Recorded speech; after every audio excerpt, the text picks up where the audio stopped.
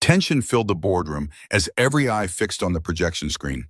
Morgan Chase leaned toward the employee sitting beside her, whispering sharply in his ear, "Peek one more time, and you're fired." The man, a single father newly hired as an assistant, simply smirked in response. The entire room held its breath, expecting him to stammer apologies or show embarrassment. Instead, he replied calmly, "I'm visually impaired. Trust me."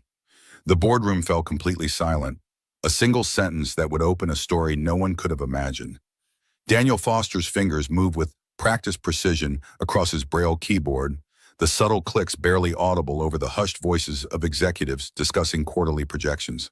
3 years after the construction accident that had stolen most of his sight, he'd rebuilt his life around what remained his 9-year-old daughter Emma, his determination to provide for her and his absolute refusal to be defined by limitations others placed on him.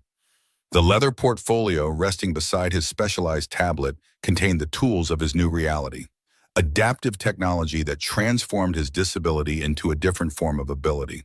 The job at Apex Technologies had been nearly impossible to secure. 23 interviews over 8 months, each ending with variations of the same polite rejection. "We're concerned about workplace safety. We're not sure our systems are compatible with your needs." What they meant was simpler. They saw his white cane and assumed incompetence. His mind drifted briefly to Emma, imagining her in school at this moment, probably answering questions with the same confident directness that often startled adults. She'd grown up too fast after Catherine's death and then his accident 6 months later. At 9, she possessed an emotional intelligence that sometimes made Daniel forget she was still a child. Just last night, she'd placed her small hand on his cheek while he helped with her math homework. "Dad, your eyes can't see, but your heart sees more than other people's." The thought warmed him, steadying his nerves as he navigated this new corporate environment where he was the only visually impaired employee among hundreds. Each workstation, hallway, and meeting room had been carefully memorized during his orientation, counting steps and noting landmarks that would help him maintain independence. He'd arrived 30 minutes early this morning to set up his equipment, the same efficiency he'd developed during his engineering days, now applied to the more mundane role of administrative assistant. Morgan Chase entered the boardroom like a force of nature, her crisp footsteps announcing her presence before she spoke. At 30, she commanded Apex Technologies with the kind of decisive leadership that had doubled the company's valuation in 3 years. Daniel recognized her voice from his brief interview, intelligent, impatient, and utterly without tolerance for inefficiency.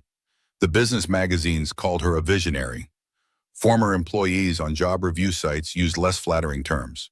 The meeting began with quarterly projections and market analysis. Daniel's fingers flew across his keyboard, taking detailed notes while his audio software whispered stock prices and data points through his discreet earpiece. Years of practice had made him faster and more accurate than most traditional note-takers. The specialized system he'd developed with Emma's help allowed him to organize information in real time, creating searchable databases rather than simple transcripts. He was completely absorbed in his work when he sensed movement beside him. Morgan had leaned closer, apparently observing his note-taking process with suspicion. Her expensive perfume, something floral with subtle notes of sandalwood, reached him a moment before her whispered accusation. "Peek one more time and you're fired." The words were delivered with ice-cold authority, clearly intended to embarrass him in front of the executive team. Daniel felt every conversation in the room halt as colleagues turned to witness his humiliation. He'd encountered this assumption countless times, that his occasional head movements or the way his hands moved across his equipment indicated he was faking or exaggerating his disability. For a moment, he considered explaining it his adaptive technology, describing how his equipment worked, or detailing the accident that had changed his life. Instead, he did something that surprised even himself. He smiled. The expression was genuine, tinged with the kind of quiet confidence that came from facing far greater challenges than an intimidating CEO. He lifted his head toward Morgan's voice with the calm assurance of someone who had nothing to prove to people who couldn't see beyond their own assumptions.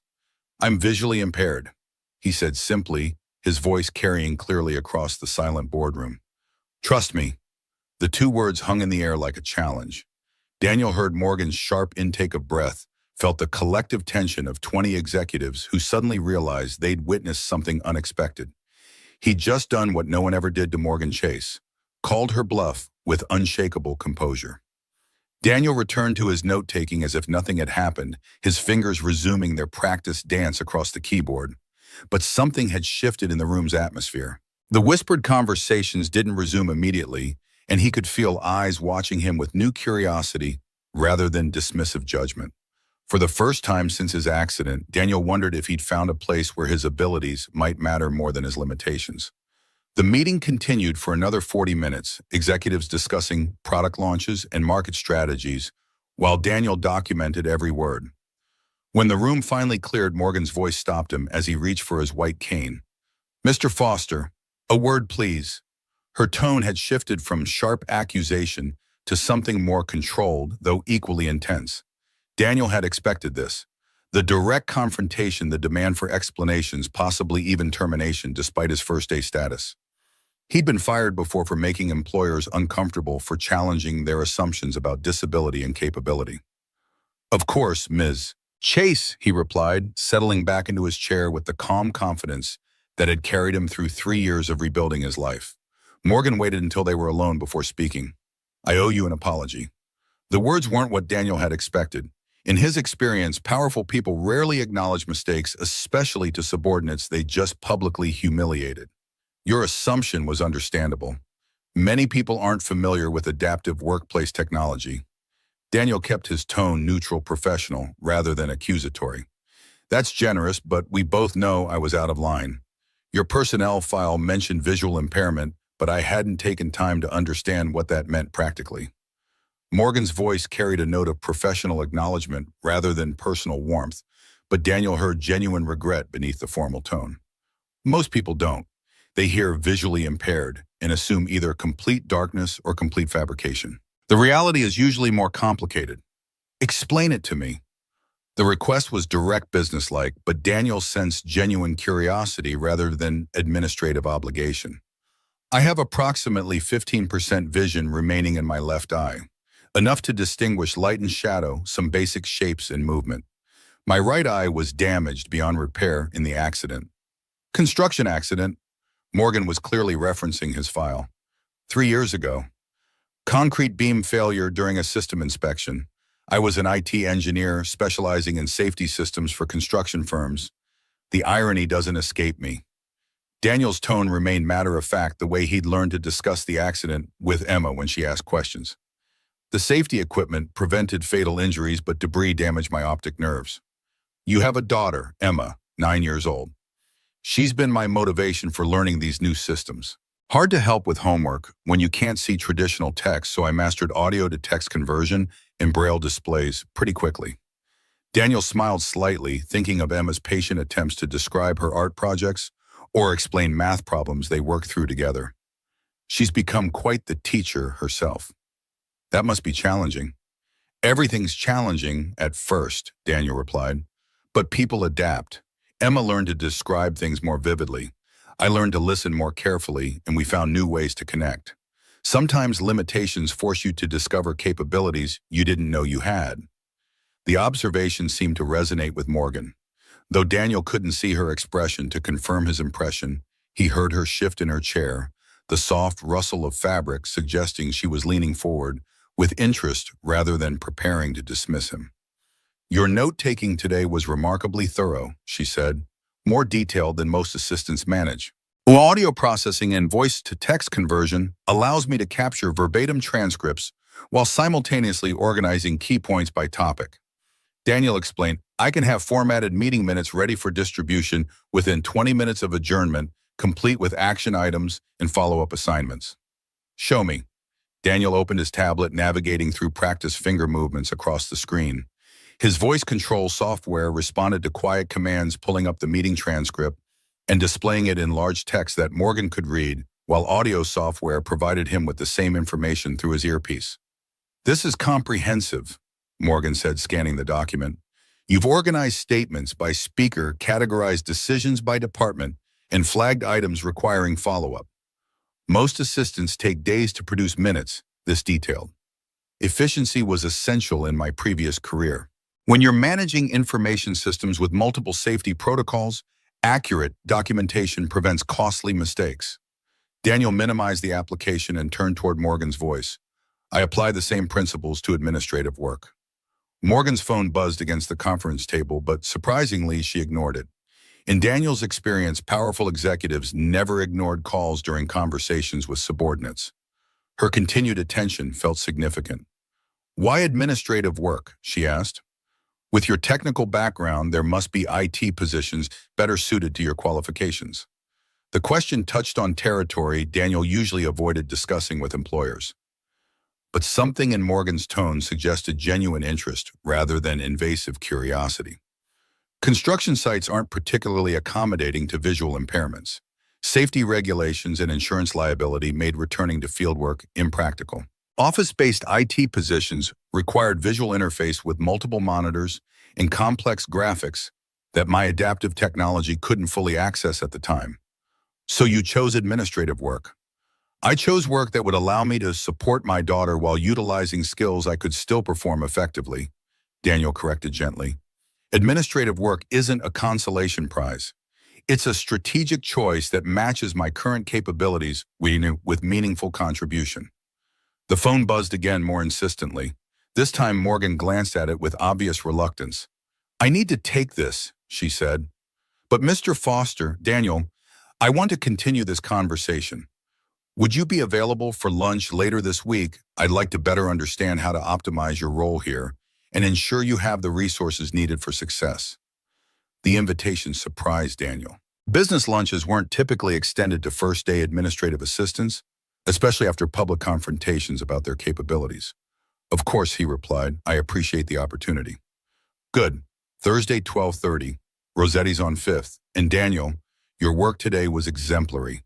I look forward to seeing what other assumptions you might challenge." As her footsteps receded toward the door, Daniel remained seated, processing an interaction that had evolved far beyond his expectations. For the first time since his accident, he sensed that someone in authority saw his adaptations as strengths rather than accommodations, his different approach as valuable rather than problematic. The apartment Daniel shared with Emma was modest but meticulously organized. Every item had its precise location, allowing him to navigate the space with confidence. Emma had helped create a system of textured labels and strategic placement that transformed their home into a space where his disability rarely felt limiting. The kitchen cabinets contained dishes grouped by function, the refrigerator shelves were divided into zones Emma had helped designate, and the living room furniture remained in fixed positions that created clear pathways. "Daddy, Mrs. Peterson was watching us again this morning when you walked me to the bus stop," Emma's voice carried from the small dining table where she was completing her homework. "She had that worried face she always makes when you use your cane." Daniel sighed as he stirred the pasta sauce. Mrs. Peterson, their well-meaning but intrusive neighbor, had appointed herself as unofficial guardian of their welfare. Her constant offers of help thinly disguised her belief that a visually impaired single father couldn't possibly manage childcare adequately. "Mrs. Peterson means well, sweetheart. She just doesn't understand that we have our own systems that work for us. I tried to tell her that you're the best dad ever and that you can do everything other dads can do just differently. But she just made that smile adults do when they think kids don't know anything." Daniel chuckled, recognizing Emma's perfect description of the condescending expression he could no longer see but remembered well. "Some people need time to adjust their expectations. Remember how your art teacher was surprised when she saw how we worked on your projects together. And now she says our way is better because we focus more on textures and feelings instead of just how things look." Emma's pride was evident in her voice. "That's what I mean about your heart, seeing more than other people's eyes." Daniel paused, the simple profundity of her observation striking him deeply. It was moments like these when he realized how much Emma's perspective had been shaped by their shared challenges.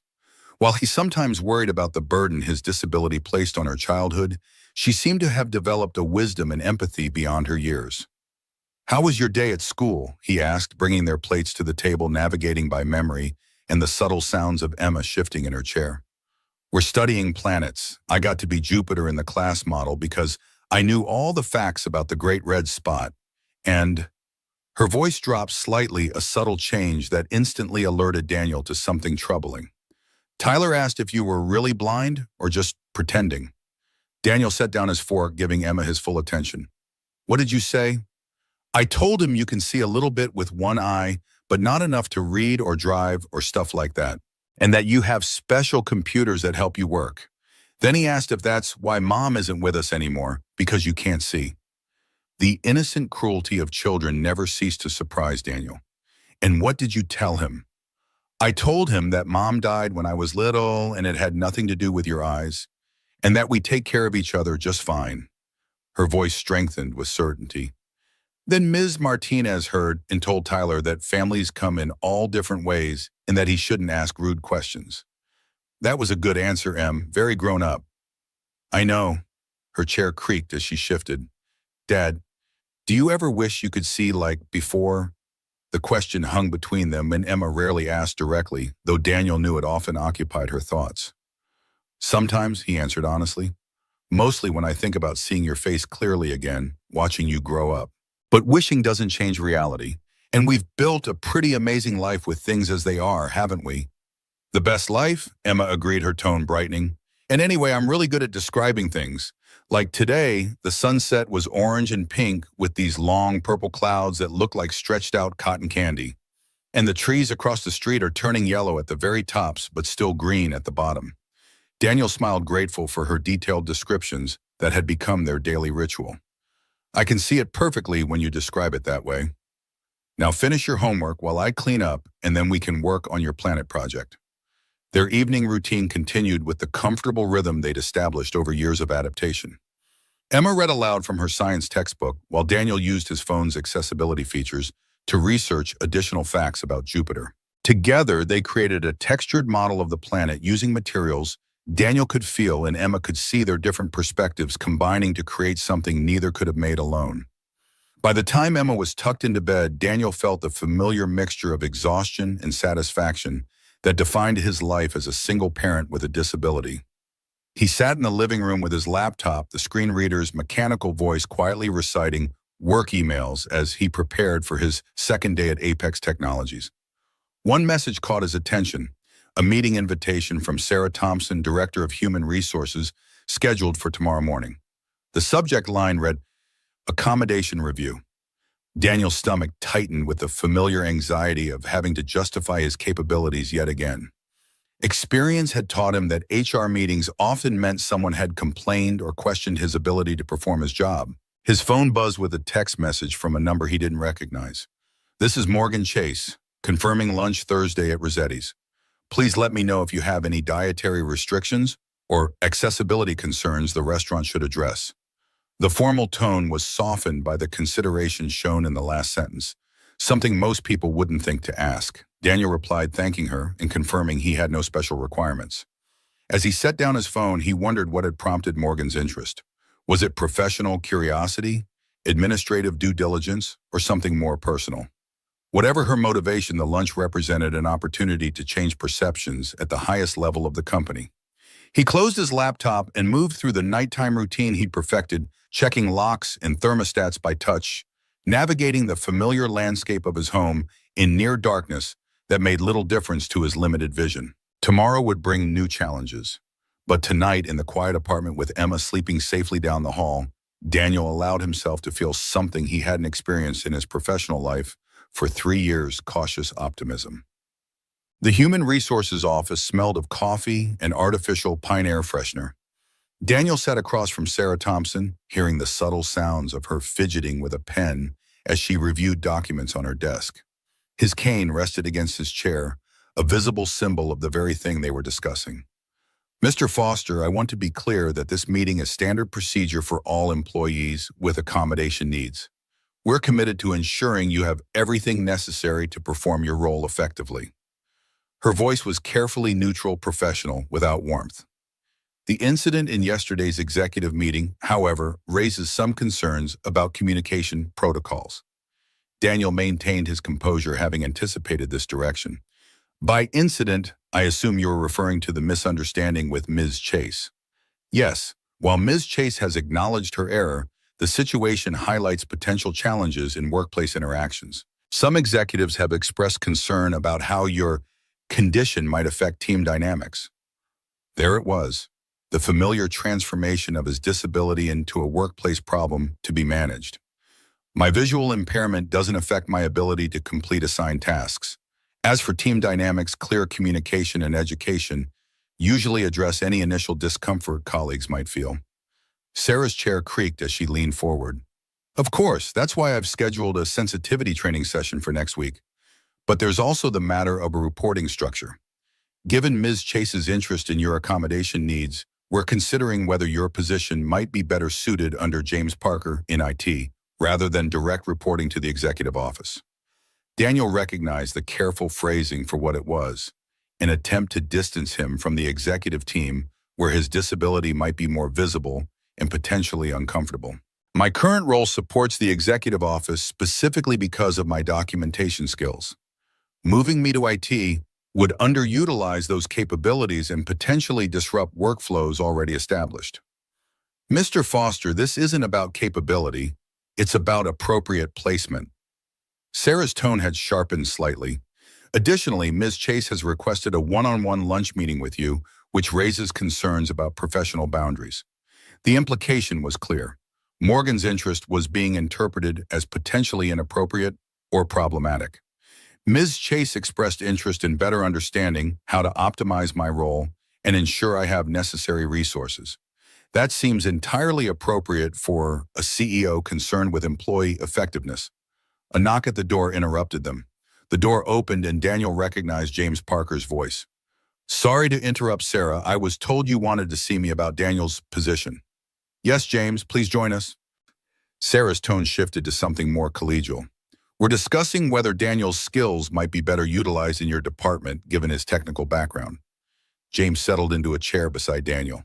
I reviewed his resume, impressive experience in systems management, but from what I understand, his current role was specifically created to improve executive documentation processes, which have been problematic for months.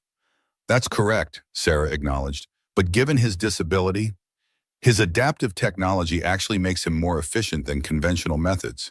James interrupted. Morgan forwarded me the meeting minutes he produced yesterday. Frankly, they're the most comprehensive I've seen in my 15 years here. Why would we move someone from a position where they're excelling? The question hung in the air. Daniel felt a surprising sense of alliance with this man he'd barely met. James continued his tone, conversational but firm.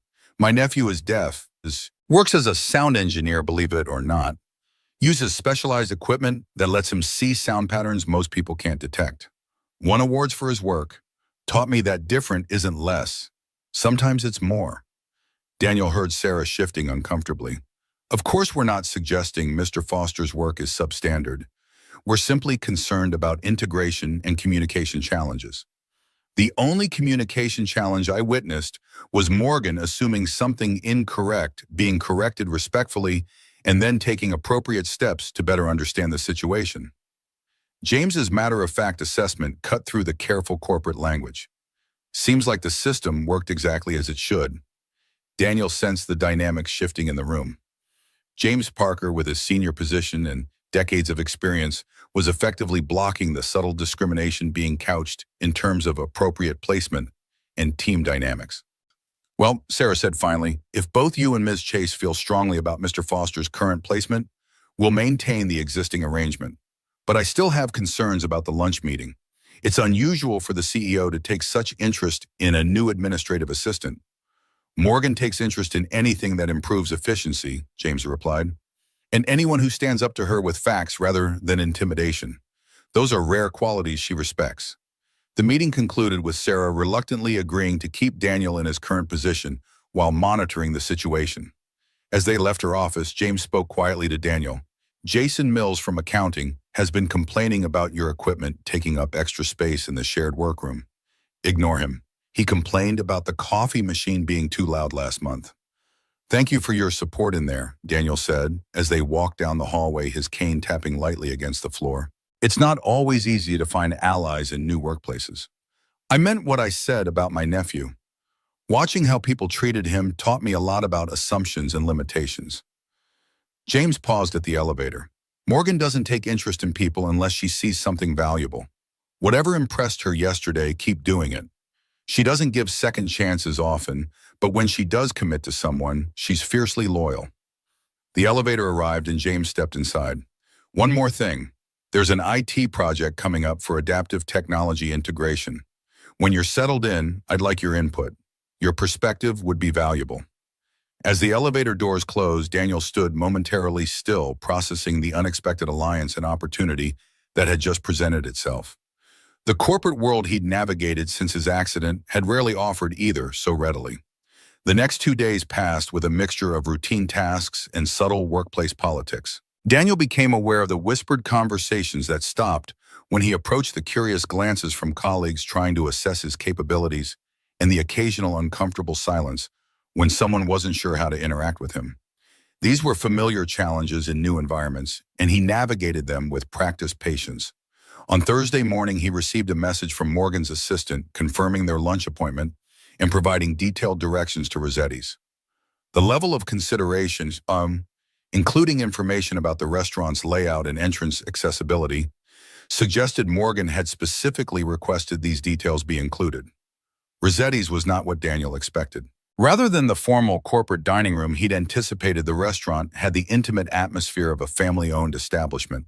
Soft classical music conversations held at comfortable volumes and staff who guided him to the table with respectful assistance rather than uncomfortable hovering. Morgan was already seated when he arrived, her voice rising slightly in greeting. "You're precisely on time. Punctuality is underappreciated these days. A habit developed during my job search. Arriving early gives me time to orient myself in new environments." Daniel settled into his chair, subtly exploring the table settings with his fingertips. "I took the liberty of requesting menus in both Braille and standard print. They're preparing one now." The consideration surprised him. Most people didn't think about such details. "The waiter will describe today's specials when he returns." "Thank you, that's thoughtful. It's practical." Efficiency requires addressing obvious needs directly rather than pretending they don't exist. Morgan's matter-of-fact tone stripped the accommodation of any potential awkwardness. "I hope you don't mind, but I've ordered a bottle of sparkling water for the table. I don't drink alcohol at business lunches." "Neither do I, especially since my accident.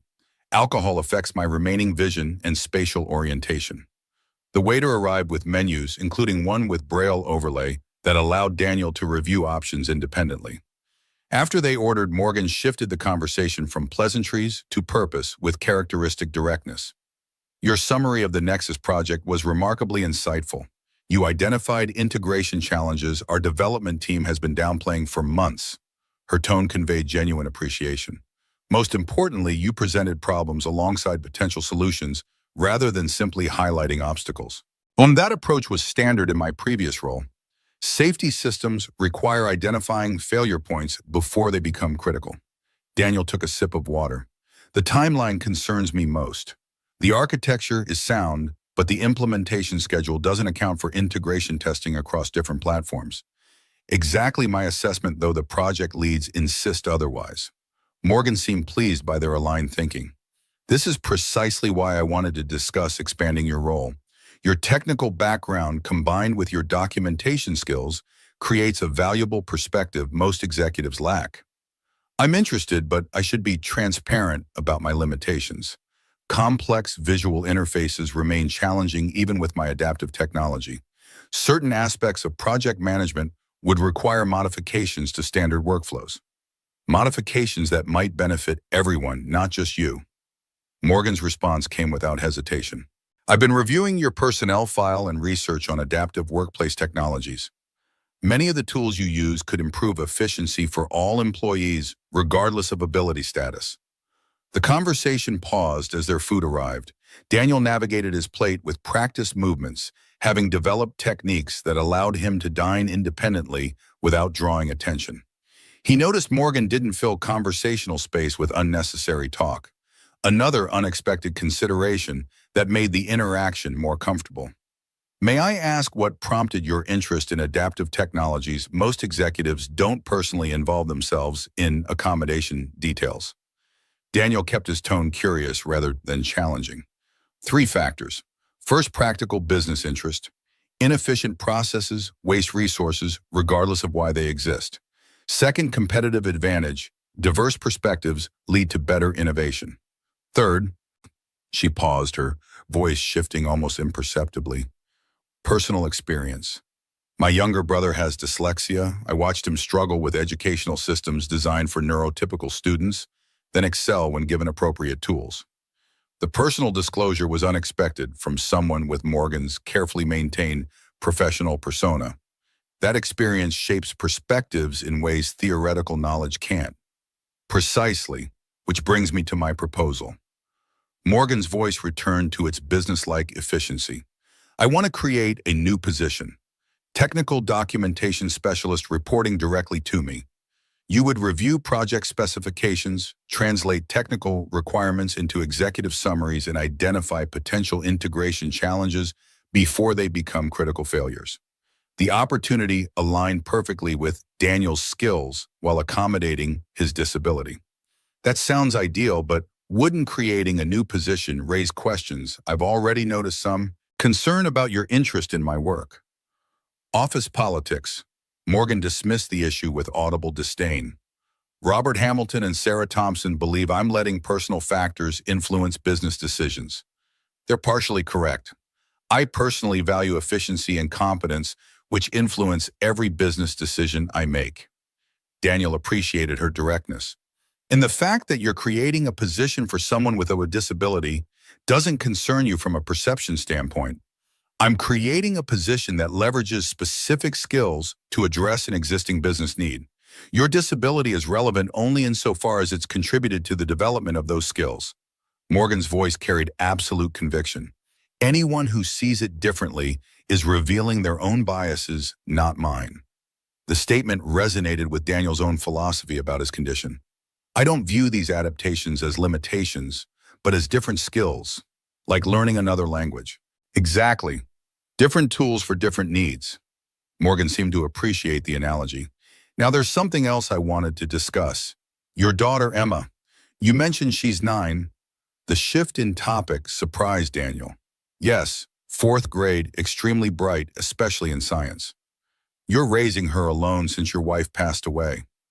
The question approached personal territory Daniel rarely discussed with colleagues, but Morgan's tone conveyed genuine interest rather than invasive curiosity. Yes, Catherine died of cancer when Emma was 4. 6 months before my accident, actually. We were dealing with both her illness and the aftermath of my injury simultaneously. That must have been incredibly difficult. It was. Catherine was worried about leaving Emma with a father who was still learning to navigate his own limitations. Daniel's voice softened with the memory. She spent her last months teaching me things she'd always handled. Braiding hair, explaining girl drama, talking through emotions I wasn't equipped to understand. Morgan listened with complete attention, her usual multitasking apparently set aside. How do you balance that with your own needs? The healing process can't have been easy. The question demonstrated insight Daniel hadn't expected. Most people focused on practical logistics, childcare finances, daily routines. Morgan was asking about emotional sustainability. Some days better than others. Emma's resilience helps. She accepted changes as they came, rather than mourning what was lost. Her attitude taught me to focus on what we were building together rather than what we'd left behind. She sounds remarkable. She is. She's participating in the district science fair next month with a model of Jupiter she designed with both visual and tactile elements so we could work on it together. Daniel found himself sharing details he wouldn't normally discuss in a professional context. She wants us to present it together to demonstrate how different perspectives can create something better than either could alone. That's an insightful approach for a 9-year-old. I'd like to meet her sometime. The statement seemed to surprise Morgan herself as she quickly added, if that wouldn't be inappropriate, of course. Emma would love that. She's been asking when she gets to meet the important people from Daddy's work. Daniel smiled at the thought of his daughter's enthusiasm. She'd probably quiz you about your job and offer suggestions for improving your business operations. I'd welcome her perspective. Children often see solutions adults miss because they are not constrained by assumptions about how things should work. Morgan's tone softened momentarily before returning to its professional efficiency. Speaking of operations, I should outline the specifics of the position I'm proposing. The remainder of lunch focused on practical details, reporting structure, compensation, and performance metrics for the new role. As they walked back toward the Apex building, Daniel found himself matching Morgan's pace naturally, their conversation continuing without the awkward silences that often accompanied his professional relationships. She seemed comfortable with his white cane's rhythm, neither rushing ahead nor slowing unnecessarily. "Daniel," Morgan said as they approached the lobby entrance, "would you and Emma like to join me for dinner this weekend? Somewhere family-friendly, obviously. I realize it's unconventional for a CEO to socialize with employees outside work events, but I genuinely enjoy our conversation and would like to continue it in a more relaxed setting." The invitation crossed professional boundaries Daniel had never expected anyone in leadership to traverse. Morgan's tone suggested personal interest rather than corporate obligation, genuine curiosity about his life rather than strategic relationship building. "Emma would love that," Daniel said, "and so would I." "Perfect. I'll have my assistant coordinate details with you." As they parted ways in the lobby, Daniel realized that his initial assessment of Morgan Chase had been as incomplete as her assumptions about his capabilities. Behind the formidable CEO was someone capable of genuine curiosity, personal growth, and apparently friendship that transcended corporate hierarchies. For the first time since returning to work, Daniel felt like he'd found not just employment, but connection with someone who saw his adaptations as strengths rather than limitations. The lunch had revealed depths in both of them that neither had expected to share with a workplace acquaintance. As he returned to his desk, Daniel became aware of whispered conversations that stopped abruptly as he approached. Jason Mills' voice carried slightly louder than the others. "3-hour lunch with the CEO on your third day. Must be nice to get special treatment." Daniel chose not to engage, focusing instead on the technical documentation waiting in his inbox. The office politics James had warned about were already emerging, but they seemed insignificant compared to the opportunity Morgan had offered. A role that would utilize his full capabilities rather than minimizing them to fit conventional expectations. Bruno's Family Pizzeria buzzed with weekend energy as Daniel navigated between tables following the hostess's general directions. The restaurant's layout was simple enough to memorize quickly. A central pathway with booths lining both sides, the scent of garlic and tomato sauce, creating an invisible guide through the space. Emma walked slightly ahead, announcing each obstacle with the practiced awareness of a child accustomed to being her father's occasional guide. "There's a high chair sticking out on the right, Daddy, and the floor gets sticky by the soda machine." Her narration was subtle enough that most wouldn't notice, delivered like casual conversation rather than assistance. Daniel detected Morgan's presence before Emma, the subtle fragrance of her perfume distinct from the restaurant's culinary aromas. She'd arrived early, something he hadn't expected from someone whose time was presumably measured in thousands of dollars per hour. Emma spotted her simultaneously. "Is that Ms. Chase at the corner booth? The lady in the blue dress?" "I believe so." Daniel smiled at his daughter's excitement. She'd spent the morning deliberating over her outfit and preparing what she called important business questions. Morgan rose as they approached her, greeting warmer than her office persona. "You must be Emma. Your father has told me about your Jupiter project." Emma's hand squeezed Daniel's briefly before she stepped forward with the confidence that continually amazed him. "It's nice to meet you, Ms. Chase. Daddy says you're the boss of his whole building. That must be really hard work. Do you get to make all the decisions?" The directness of the question broke through Morgan's professional reserve, eliciting a genuine laugh. "Most of them, but the best bosses listen to smart people before making important choices. Your father gives excellent advice." Emma beamed with pride as they settled into the booth. "He's really smart. He taught me that being different doesn't mean being less good at things. It just means you do things in your own special way." The simple wisdom delivered with 9-year-old certainty seemed to resonate with Morgan more deeply than Daniel had expected. The subtle shift in her breathing suggested she was processing Emma's perspective on adaptation and resilience with unexpected interest. "That's a very insightful way of looking at things," Morgan replied, her usual clipped efficiency softening. "Is that how you approach your school projects?" Emma launched into an enthusiastic explanation of her Jupiter model, describing how they'd created textured surfaces to represent atmospheric bands and storm systems that Daniel could feel while she handled the visual elements. Morgan listened with complete attention, asking questions that revealed genuine interest rather than adult condescension. "So you both contributed different skills based on your different ways of seeing," Morgan summarized when Emma paused for breath. "That's actually an excellent model for effective teamwork in any context." "That's what my teacher said. She wants us to present it together at the science fair to show how different perspectives make better projects. Emma's excitement was palpable. Do you have people with different perspectives on your teams at work? The question might have seemed precocious from another child, but Emma had grown up discussing workplace dynamics with Daniel, absorbing concepts about diversity and inclusion that most adults barely comprehended.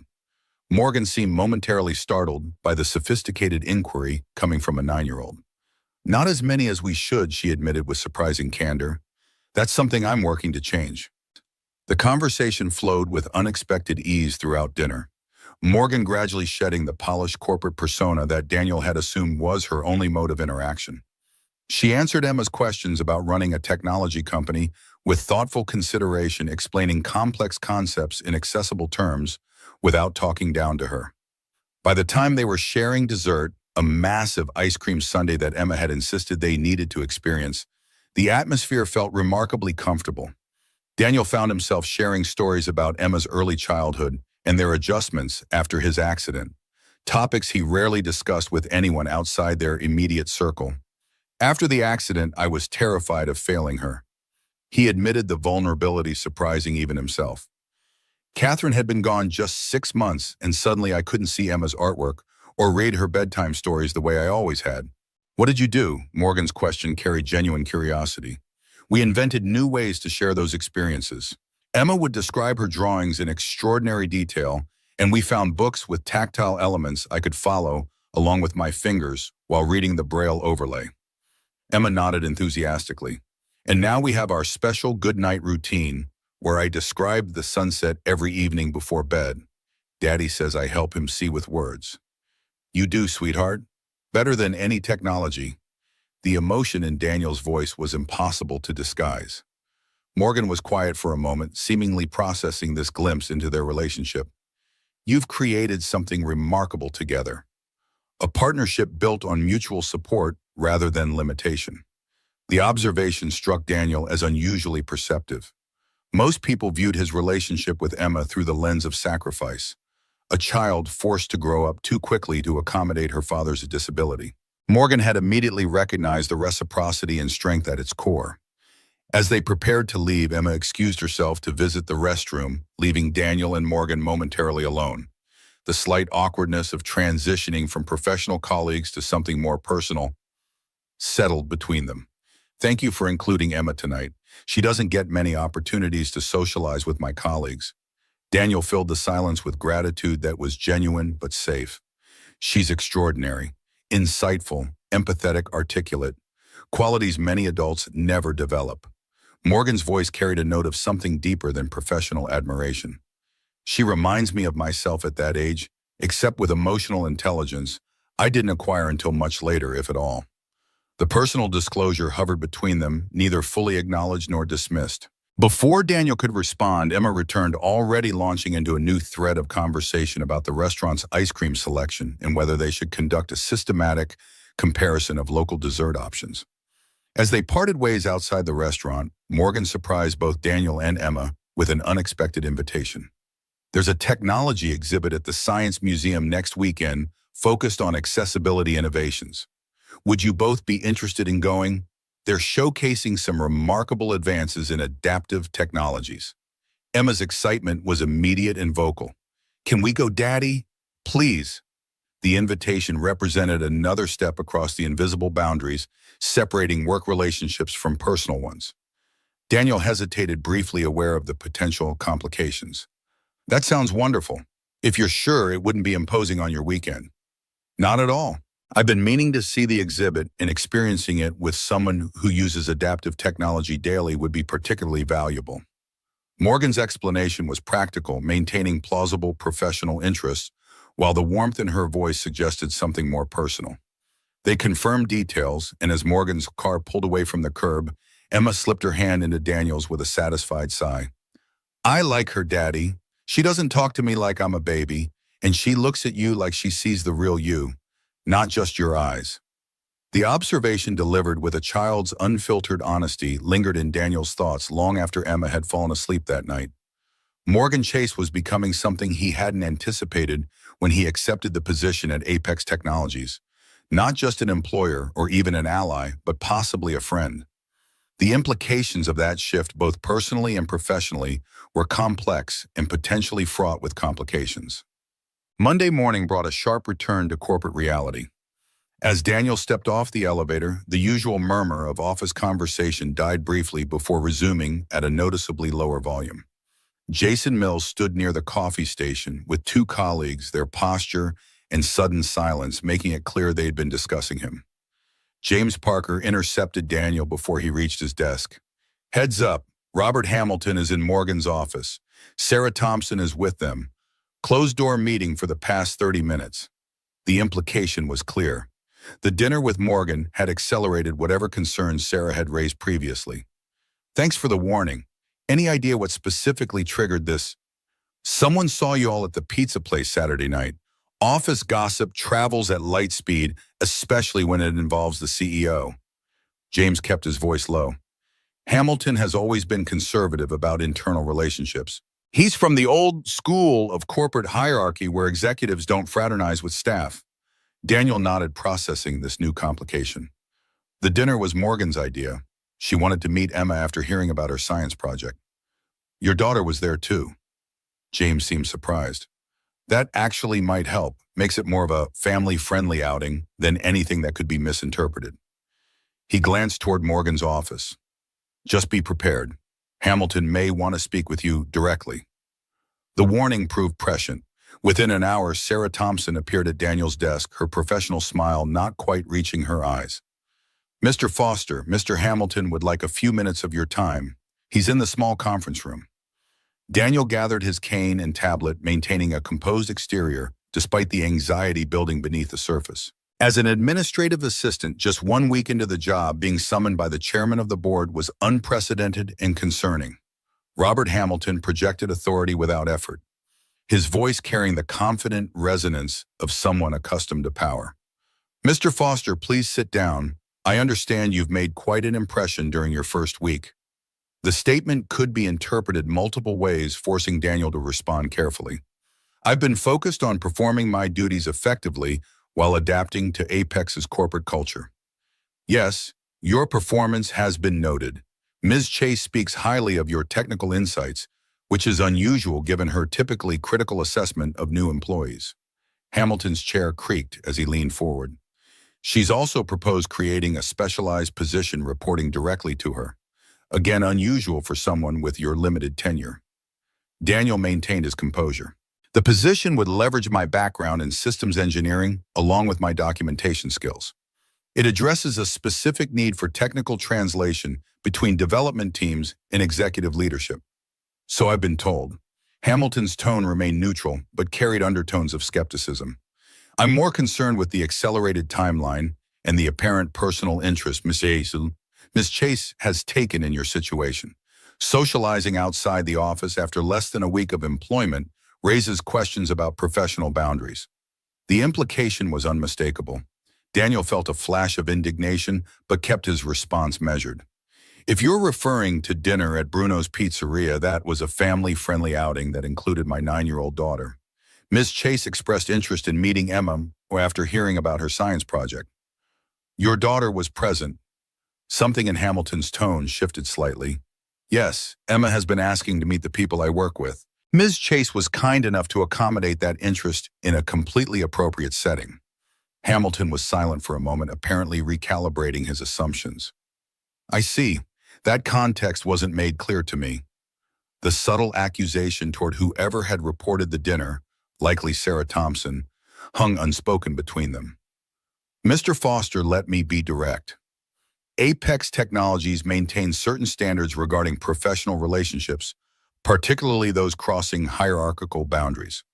While Ms. Chase has considerable autonomy as CEO, the board remains concerned about any situation that might affect company operations or public perceptions. Daniel recognized the corporate speak masking the real concern, that Morgan's interest in him might be personally rather than professionally motivated. I understand your concerns, sir. I can assure you that my interactions with Ms. Chase have been focused on maximizing my contribution to Apex's objectives. Nevertheless, we believe the proposed position reporting directly to Ms. Chase creates an unnecessary appearance of favoritism.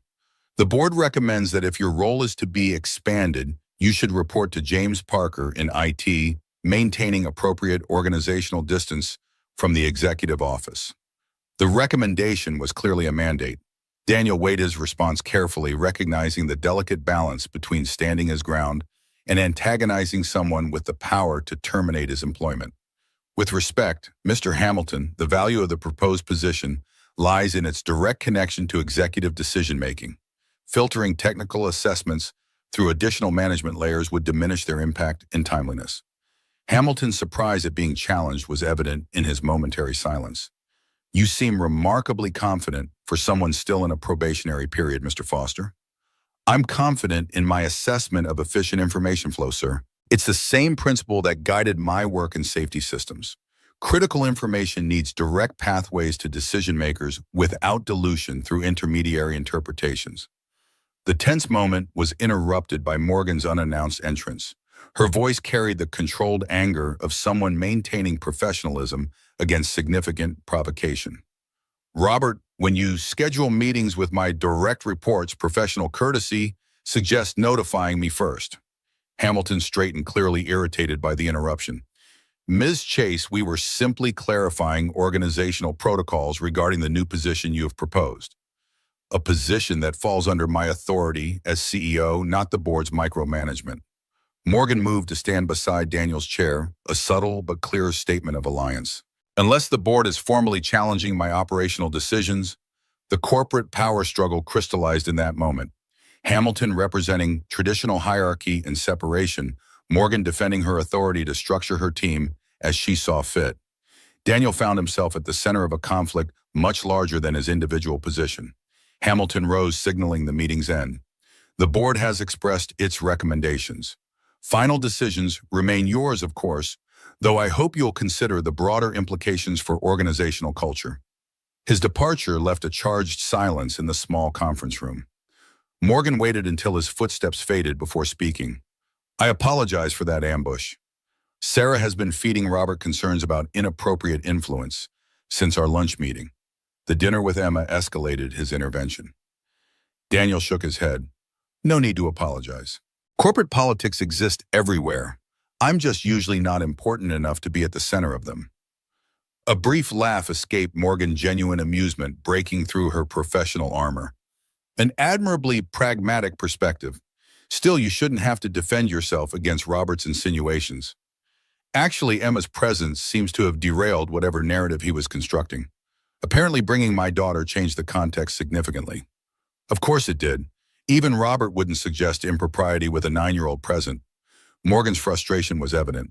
This is exactly why I avoid most social interaction with colleagues. Every action gets scrutinized through the most cynical possible lens. The admission explained much about Morgan's reputation for isolation and detachment. For what it's worth, Emma hasn't stopped talking about meeting you. She was particularly impressed by your explanation of market competition using ice cream flavors as an analogy. The tension in Morgan's posture eased slightly. She's a remarkable child, insightful, curious, completely lacking the self-consciousness that limits most adults. Her voice softened. You've done an extraordinary job raising her, especially given the challenges you've both faced. The compliment, delivered with uncharacteristic warmth, created a moment of personal connection amid the corporate conflict. Daniel felt an unexpected tightness in his chest. Recognition from someone who understood the magnitude of what he'd accomplished with Emma meant more than professional accolades. Thank you. That means a great deal coming from someone who recognizes both the challenges and the achievements. Daniel rose, gathering his cane. What happens now with the position? Morgan's professional focus returned seamlessly. I proceed as planned. Robert can make recommendations, but final organizational decisions remain mine. The real question is whether you are willing to accept a role that's clearly going to face scrutiny and resistance from certain quarters. The question was fair.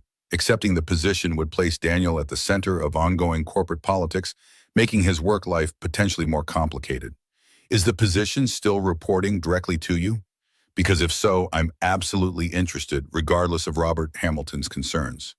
It is. I need someone with both technical understanding and the courage to deliver unfiltered assessments. You've demonstrated both qualities repeatedly. Morgan moved toward the door. We'll make the announcement tomorrow. The sooner we normalize the arrangement, the sooner Robert and Sarah will find something else to obsess over. As they exited the conference room, Daniel became acutely aware of the whispered conversations and subtle attention from colleagues throughout the open office area. Word of his meeting with Hamilton had clearly spread, and his emergence with Morgan only fueled the speculation. The coming days would require navigating not just new professional responsibilities, but also the complex social dynamics of being perceived as Morgan's protege or favorite. The next few days passed in a whirlwind of activity as Daniel's new position was formalized. The announcement generated exactly the mix of reactions he'd anticipated. Genuine congratulations from some colleagues, thinly veiled skepticism from others, and outright resentment from a few who viewed his rapid advancement as evidence of favoritism rather than merit. Jason Mills became particularly vocal in his criticism, making snide comments just loud enough for Daniel to overhear. Must be nice having the CEO in your corner. Some of us have to earn our promotions the old-fashioned way. James Parker proved to be a valuable ally, shutting down the most egregious gossip and publicly endorsing Daniel's qualifications for the new role. Anyone who's seen his technical assessments knows exactly why Morgan created this position. The rest is just noise. By Friday afternoon, Daniel was mentally exhausted from navigating the corporate minefield. When he received a call from Emma's school requesting his presence for an urgent parent-teacher conference on Monday, it felt like one challenge too many. He texted Morgan apologizing for having to reschedule their planned Monday morning project review. Her response came almost immediately. No apology needed. Family takes priority. Is everything all right with Emma? The genuine concern in her message, devoid of the irritation he might have expected from other executives, reinforced his growing appreciation for Morgan's priorities. He explained the situation briefly, mentioning that Emma had been involved in some kind of dispute with a classmate over comments about his disability. Morgan's reply was swift and supportive. Let me know if there's anything I can do to help. Our museum trip tomorrow is still on if you both feel up to it. The technology exhibit at the National Science Museum stretched across the entire West Wing, showcasing innovations ranging from virtual reality headsets to robotic prosthetics. Daniel navigated the space with practiced confidence, Emma's occasional directional cues providing just enough guidance to complement his cane and spatial memory. Morgan walked beside them, her usual corporate efficiency replaced by genuine curiosity as Emma enthusiastically narrated each display.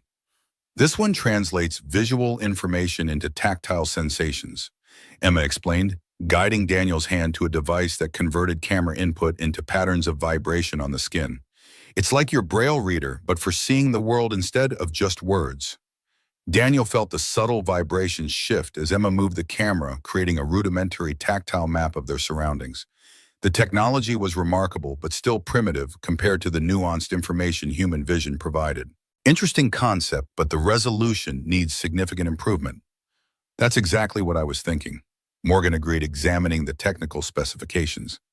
The processing speed creates too much latency for practical navigation, but the core concept has potential. Emma beamed at their shared analysis.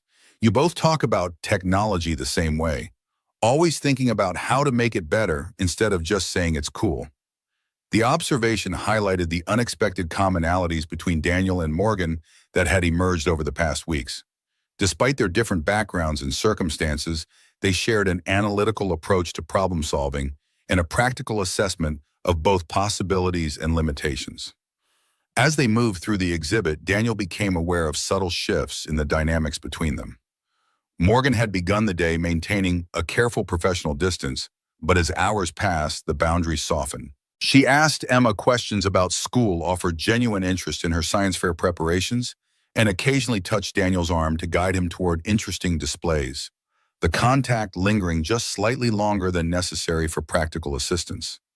Near the adaptive computing section, they encountered a demonstration of screen reading software similar to what Daniel used daily. The museum guide, a college student with limited knowledge of the technology, struggled to explain its functionality accurately. Actually, the software doesn't translate images, Daniel corrected gently. It accesses embedded metadata and alternative text descriptions to convey visual content. Without proper tagging, images remain invisible to the user. The guide looked embarrassed. Are you familiar with these systems? I use them daily. Daniel demonstrated by pulling out his phone and activating its accessibility features, navigating through applications with practiced efficiency. Modern systems combine text-to-speech with haptic feedback and spatial audio cues to create a multisensory interface. A small crowd gathered as Daniel explained the practical realities of adaptive technology, its capabilities, limitations, and the critical importance of thoughtful design. Morgan watched with evident pride as he transformed from museum visitor to impromptu expert lecturer, his technical knowledge and lived experience creating a perspective the museum's prepared materials couldn't match. Emma tugged at Morgan's sleeve, whispering just loud enough for her to hear. Daddy's really good at explaining things so everyone understands. He says technology should work for people, not the other way around. Your father has exceptional clarity about what matters in design. Morgan replied, her gaze remaining on Daniel as he fielded questions from increasingly engaged listeners. That's surprisingly rare even among technology professionals. When the crowd finally dispersed, Daniel rejoined them, slightly embarrassed by the attention. Sorry about that. Occupational hazard of living with these systems every day. Don't apologize. You provided more practical insight in 5 minutes than the entire exhibit manages in its wall text. Morgan's admiration was evident. We should incorporate your user perspective into Apex's accessibility initiatives. The engineering team's theoretical understanding clearly misses crucial experiential elements. The suggestion represented another evolution in their relationship. Morgan increasingly viewing Daniel not just as a technical translator, but as a valuable advisor across multiple domains. The professional respect had become a foundation for something deeper, a connection neither had anticipated when they first met in that tense boardroom confrontation. They continued through the exhibit until Emma spotted the museum's planetarium, advertising a special presentation on Jupiter's atmospheric dynamics, perfectly aligned with her science fair project. Can we go, please? It starts in 20 minutes. The timing would extend their outing well into the evening, blurring the boundaries of their museum visit into dinner territory. Daniel hesitated, aware of the potential complications. That's a bit later than we planned. Morgan might have other commitments. Actually, my schedule is completely open. Morgan's response came without hesitation. And the presentation sounds fascinating. Emma can explain how it connects to your tactile model afterward. The planetarium's dome ceiling disappeared into darkness as the presentation began, stars emerging across the simulated night sky. The narrator's voice filled the space, describing Jupiter's swirling cloud bands and massive storms, while high-definition imagery transformed the dome into a close-up view of the gas giant. For most visitors, it was a primarily visual experience. Daniel listened intently to the scientific explanations, building mental models from the detailed descriptions. Beside him, Emma occasionally whispered additional details. The narrator missed her hand resting on his arm as she connected the auditory information to the visual spectacle above them. On his other side, Morgan sat close enough that he could sense her presence. The subtle scent of her perfume, the sound of her breathing, the warmth radiating from her shoulder nearly touching his. In the darkened planetarium surrounded by strangers lost in cosmic imagery, Daniel experienced a moment of profound connection that transcended his visual limitations. Emma's whispered descriptions, Morgan's attentive presence, and his own sensory awareness combined to create an experience as rich and meaningful as any sighted person's. For perhaps the first time since his accident, he felt not accommodated, but simply included. Part of something beautiful rather than an exception requiring special consideration. As they exited the planetarium, Emma bounced with excitement, recounting her favorite details about Jupiter's great red spot. And did you know it's been shrinking? The scientists still don't know why. Maybe by the time I'm grown up and working at NASA, I'll figure it out. Morgan laughed, the sound freer and more natural than her careful corporate chuckle. I wouldn't be surprised. You already understand complex systems better than most adults I work with. That's because Daddy teaches me to think about how things connect instead of just memorizing facts. Emma grabbed both their hands, physically linking them as they walked toward the museum exit. Like how the storms on Jupiter affect each other, or how Daddy's screen reader connects to different programs, or how companies like yours make decisions that change how technology works for everyone. The simple physical connection, Emma's small hand holding both theirs, created a tableau that didn't escape the notice of passing museum visitors. To any observer, they appeared to be a family enjoying a weekend outing, a perception that carried implications neither adult had explicitly acknowledged. Outside the museum, the evening air had cooled, and hunger dictated their next decision. "There's a great pizza place 2 blocks from here," Daniel suggested, recognizing that dinner together would further extend their increasingly personal interaction. "Pizza again?" Emma pretended to complain, though her tone made it clear she was teasing. "We had that last time with Ms. Morgan. Actually, there's a restaurant in my building that serves excellent food across preferences. My treat to thank you both for including me today." Morgan's invitation crossed another invisible line in their evolving relationship: dinner at her residence rather than a neutral public location. Daniel weighed the implications carefully. "That's very generous, but—" "Please, Daddy, I've never seen where Ms. Morgan lives. Does it have a doorman? Do you have a view of the whole city?" Emma's excitement made refusal difficult, especially when the objections stemmed from adult complexities she couldn't fully understand. "It does have a doorman, and yes, the view is quite impressive." Morgan's voice carried a note of uncertainty unusual for her typically decisive communication. "But your father's right to be cautious. Having dinner at my home rather than a restaurant does change the nature of our outing." And the explicit acknowledgement of the boundary they were considering crossing created a moment of honesty between them. Daniel appreciated Morgan's sensitivity to the implications rather than simply leveraging her position or Emma's enthusiasm. A restaurant in your building still maintains appropriate context, and Emma would love seeing a new part of the city. The decision made, they traveled to Morgan's Riverside Drive building, an elegant pre-war structure with the understated luxury of old New York money rather than flashy modern wealth. The doorman greeted Morgan by name, his professional demeanor warming slightly when he noticed Emma. "Good evening, Ms. Chase. Will your guests need anything special for dinner?" "Just a table at Meridian Thomas, the corner one by the windows if it's available." Morgan guided them through the marble-floored lobby toward the restaurant situated on the building's ground floor. "I live on the top floor, Emma, but the view from here is actually better for seeing the city lights across the river." The restaurant exemplified refined, casual elegance, white tablecloths and quality stemware without the stuffiness of formal dining. As they settled at a corner table overlooking the Hudson River, Emma pressed her face against the window, entranced by the lights of New Jersey sparkling across the water. It's like stars fell into the river. Their dinner conversation flowed with surprising ease, professional topics giving way to personal histories and shared interests. Morgan described growing up with parents who valued achievement above emotional connection, her brother's learning differences becoming the catalyst for her interest in accessibility.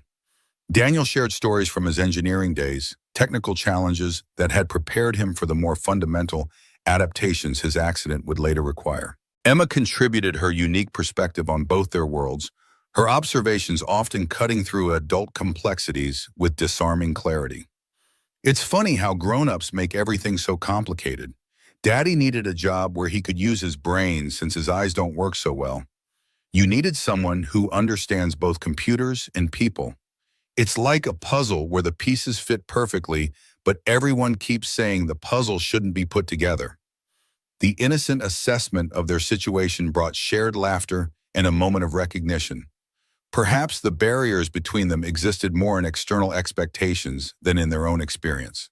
As their meal concluded, Emma's energy finally began to wane, her excitement giving way to the fatigue of a long, stimulating day. "I think someone's ready to head home," Daniel observed as Emma stifled a yawn. "Thank you for today, Morgan. The exhibit was fascinating and dinner was lovely. I should be thanking you both. It's been—" Morgan paused, seemingly searching for the right words. "Refreshing, to experience something simply for the joy of discovery rather than strategic advantage." As they prepared to leave, a sudden spring shower erupted outside, rain pounding against the restaurant windows. The doorman approached their table with apologetic efficiency. "I'm afraid taxis are scarce at the moment due to the weather, Ms. Chase.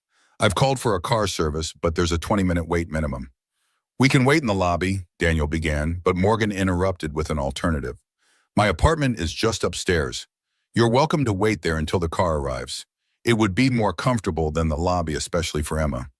The invitation to Morgan's private space represented another significant boundary crossing. Daniel hesitated, weighing propriety against practicality. Emma's sleepy presence tipped the balance. A tired 9-year-old in a formal lobby for 20 minutes seemed unnecessarily uncomfortable when a better option existed.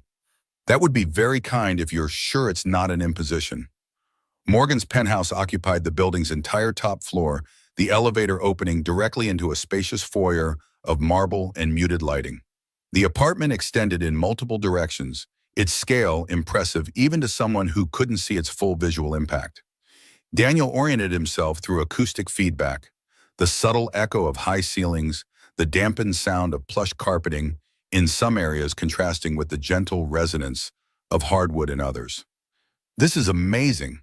Emma's fatigue temporarily forgotten as she spun slowly in the entryway, taking in the surroundings. It's bigger than our whole apartment building. Not quite, but it is rather large for one person. Morgan led them through to what felt like a spacious living area. Please make yourselves comfortable. Would you like tea or coffee while we wait? Daniel settled onto what proved to be an exceptionally comfortable sofa, the leather soft beneath his fingertips. Coffee would be wonderful, thank you.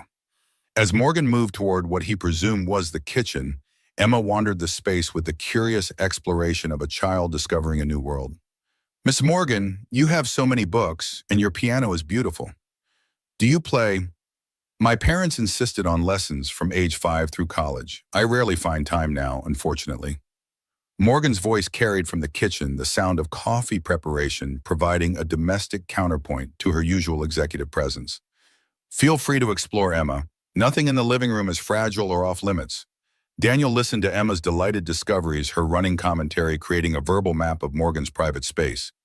Daddy, there's a whole wall of windows. You can see forever. And there are photos on the piano. Is that your brother, Ms. Morgan?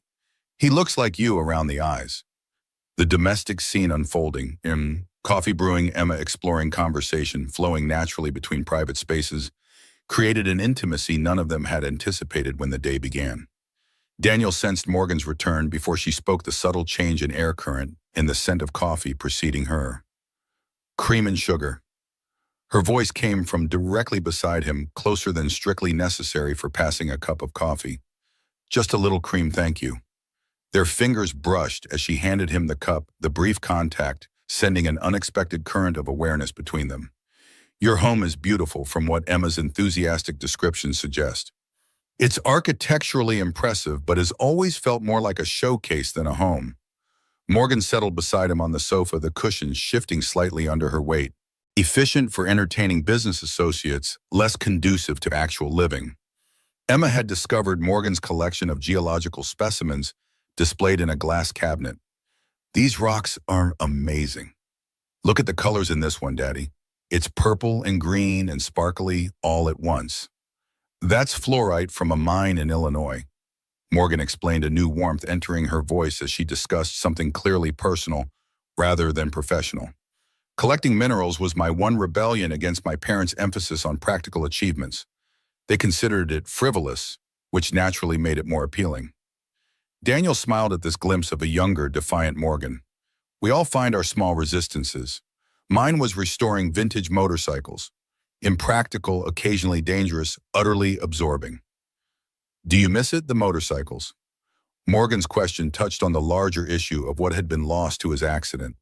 Sometimes, but not as much as you might expect. Daniel sipped his coffee, considering how to explain the complex reality of his adapted life.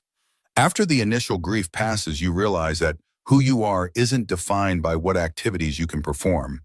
The core of your identity, your values, your perspectives, your capacity for connection remains intact. Emma had moved to the piano, experimentally pressing keys to produce random notes. Morgan called to her gently, "Would you like me to play something?" "Yes, please." Emma abandoned her exploration and hurried back toward them. Morgan moved to the piano, and moments later the apartment filled with music. Not the rigid classical pieces her childhood training might suggest, but something more contemporary and emotionally resonant. Daniel hadn't anticipated this hidden talent, the technical precision infused with genuine feeling, creating an unexpected dimension to his understanding of her. The impromptu concert ended with a gentle, contemplative piece that faded into comfortable silence. Emma applauded enthusiastically.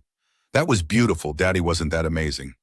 Extraordinary, Daniel agreed, genuinely impressed. You play with remarkable sensitivity. Music was my parents' requirement, but finding my own expression within it became another small rebellion. Morgan returned to the sofa, sitting closer to Daniel than before. It's been months since I played for anyone. Thank you for being an appreciative audience.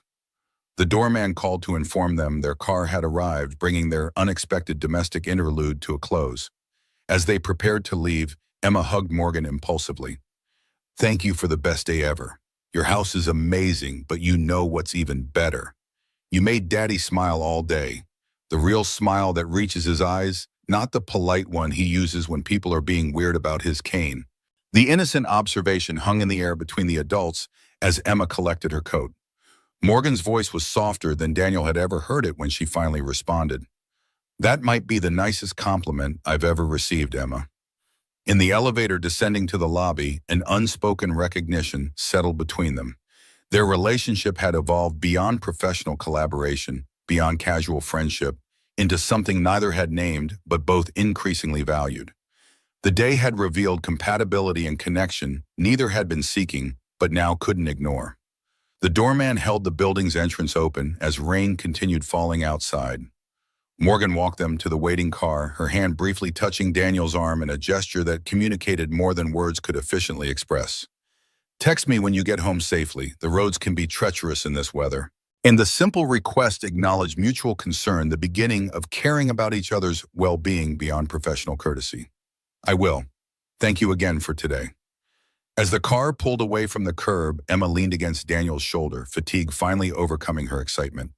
I really like Ms. Morgan, Daddy.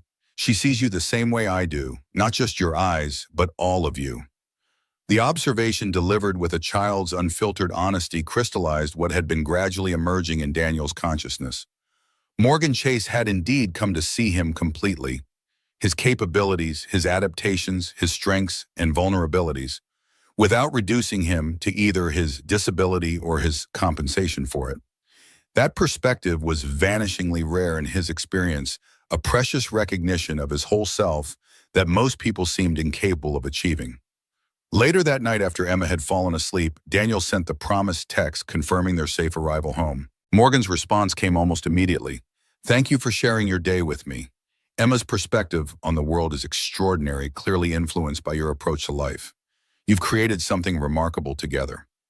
The message acknowledged what Daniel valued most, his relationship with Emma and the resilient worldview they'd built together. That Morgan recognized and appreciated this core aspect of his identity felt more meaningful than any professional recognition could have been. As he prepared for bed, Daniel's phone chimed with another message from Morgan. Robert Hamilton has called an emergency board meeting for Monday morning. Topic undisclosed, but likely related to our department restructuring and your position. Wanted you to know in advance. We'll face whatever comes together. The corporate reality that had receded during their museum day reasserted itself abruptly, reminding Daniel of the complications awaiting them beyond this weekend interlude. Whatever connection they were developing existed within a complex professional context that couldn't be ignored or wished away. His response acknowledged both the practical concern and the emotional support underlying her warning. Thank you for the heads up. Whatever Robert's planning, I'm grateful to face it with you in my corner. The simple exchange, balancing professional alliance with personal connection, seemed to establish a new equilibrium between them, neither denying the growing personal dimension of their relationship nor allowing it to overshadow the professional challenges they still needed to navigate together. Monday morning brought dual challenges: the emergency board meeting Morgan had warned about and the parent-teacher conference at Emma's school. Daniel had expected to have to choose between them, but Morgan had rescheduled the board meeting to accommodate his family commitment, another small indication of her shifting priorities. Emma's school occupied a renovated historical building, its worn stone steps and high ceilings creating challenging acoustics for someone who relied heavily on sound for navigation. Daniel had memorized the layout months ago: 14 steps to the main entrance, left corridor to the administrative offices, right corridor to the classrooms. Today, however, an unexpected obstacle disrupted his mental map. I'm sorry, Mr. Foster, but the main hallway is blocked for floor waxing.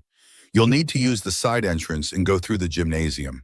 The security guard's directions were well-intentioned, but vague, leaving Daniel momentarily disoriented in the unfamiliar route. He was navigating the alternate route, his cane tapping against unfamiliar walls, when a child's voice called out from nearby. "Hey, it's Emma's dad, the blind guy." The comment wasn't malicious, simply the unfiltered observation of a young boy, but it was followed by another child's whisper, loud enough for Daniel to hear. "My mom says it's weird that Emma doesn't have a normal dad who can see her grow up." Daniel had developed thick skin about such comments years ago, but hearing them in Emma's school environment still stung. Children's remarks invariably reflected parental attitudes, which meant at least some of Emma's classmates were hearing similar sentiments at home. Ms. Martinez greeted him warmly when he finally located her classroom, her voice carrying the genuine enthusiasm of a teacher who truly saw his daughter's potential. "Mr. Foster, thank you for coming. I've asked Principal Grayson and Mrs. Matthews to join us shortly, but I wanted to speak with you privately first." The conference began with a detailed discussion of the incident that had prompted the meeting. According to Ms. Martinez, Emma had been defending Daniel against increasingly cruel comments from Tyler Matthews, a classmate whose mother served on the PTA board. Emma maintained remarkable composure until Tyler suggested that real fathers can see their children's faces. At that point, she became understandably upset. Ms. Martinez's voice carried both admiration for Emma's restraint and concern about the situation. She responded that being a father has nothing to do with eyesight and everything to do with being present and supportive. Daniel felt a complex mixture of pride and regret. His daughter shouldn't have to defend him, shouldn't have to carry the emotional burden of countering prejudice at her age. Has this been an ongoing issue? Unfortunately, yes. Tyler appears to be repeating attitudes he's hearing at home. Mrs. Matthews has made several comments during PTA meetings about special accommodations, creating disruptions for other students. Ms. Martinez's tone made it clear which parent was the true source of the problem. "I've addressed the bullying behavior directly with Tyler, but without parental reinforcement, these conversations have limited impact." Daniel nodded, recognizing the familiar pattern. Children rarely develop prejudice independently. They absorbed and reflected the attitudes modeled at home. "What's the purpose of today's meeting, then? Is Emma facing disciplinary action for defending herself?" "Absolutely not," Ms. Martinez assured him quickly. "Principal Grayson wants to address the situation comprehensively, including Mrs. Matthews' complaints about what she calls Emma's disruptive defensiveness. My concern is that this meeting might become confrontational in ways that don't serve Emma's best interests." Before Daniel could respond, a sharp knock at the door announced the arrival of Principal Grayson and Patricia Matthews. Daniel rose, turning toward the sound with practiced composure.